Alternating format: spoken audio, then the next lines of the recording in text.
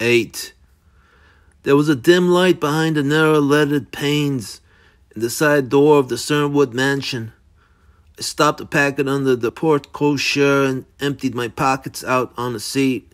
The girl snored in the corner, her hat tilted rakishly over her nose, her hands hanging limp in the folds of the raincoat. I got out and rang the bell. Steps came slowly as if from a long, dreary distance. The door opened, and the straight, silvery butler looked at me. The light from the hall made a halo of his hair. He said, "Good evening, sir," politely, and looked past me at the packet. His eyes came back to look at my eyes. "Is Mrs. Reagan in?" "No, sir." "The General's asleep, I hope." "Yes, the evening is the best time for sleeping." "How about Mrs. Reagan's maid?" "Matilda, she's here, sir." "Better get her down here. The job needs a woman's touch. Take a look in the car and you'll see why." He took a look in the car. He came back. "I see," he said. "I'll get Matilda." "Matilda will do right by her," I said. "We all try to do right by her," he said. "I guess you have had practice," I said. He let that one go. "Well, good night," I said. "I'm leaving it in your hands." "Very good, sir. May I call you a cab?" "Positively," I said, "not. As a matter of fact, I'm not here. You're just seeing things." He smiled then. He gave me a duck of his head, and I turned and walked down the driveway and out of the gates. 10 blocks of that, winding down curved rain-swept streets under the steady drip of trees, past lighted windows and big houses and ghostly enormous grounds, vague clusters of eaves and gables and lighted windows high on the hillside, remote and inaccessible, like witch houses in a forest. I came out at a service station glaring with wasted light, where a board attendant in a white cap and dark blue windbreaker sat hunched on a stool. Inside the steamed glass, reading a paper, I started in, then kept going. I was as wet as I could get already, and on a night like that you grow a beard waiting for a taxi, and taxi drivers remember. I made it back to Geiger's house in something over half an hour of nimble walking. There was nobody there, no car on the street except my own car in front of the next house. It looked as dismal as a lost dog. I dug my bottle of rye out of it and poured half of what was left down my throat and got inside to light a cigarette. I smoked half of it, threw it away, got out again and went down to Geiger's. I unlocked the door and stepped into the still warm darkness and stood there, dripping quietly on the floor and listening to the rain. I groped to a lamp and lit it. The first thing I noticed was that a couple of strips of embroidered silk were gone from the wall. I hadn't counted them, but the spaces of brown plaster stood out naked and obvious.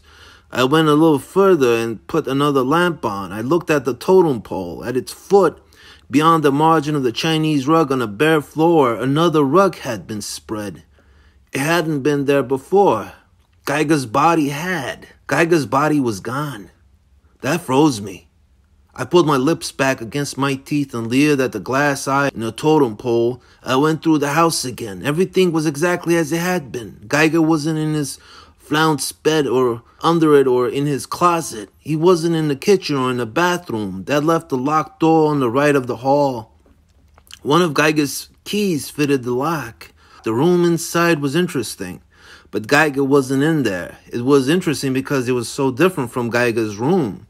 It was a hard, bare, masculine bedroom with a polished wood floor and a couple of small throw rugs and an Indian design, 2 straight chairs, a bureau in dark grained wood with a man's toilet set and 2 black candles and foot-high brass candlesticks. The bed was narrow and looked hard and had a maroon batik cover.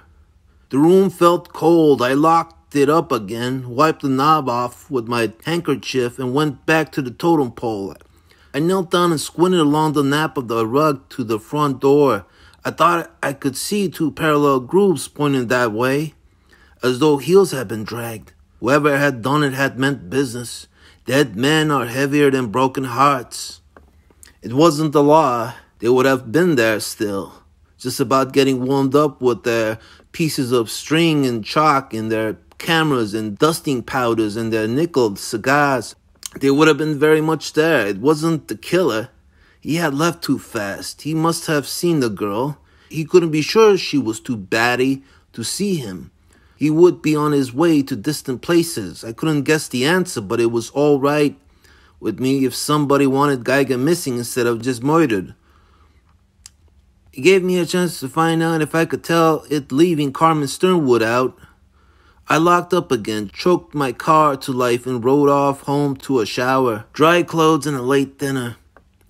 After that, I sat around in the apartment and drank too much hot toddy, trying to crack the code in Geiger's blue index notebook.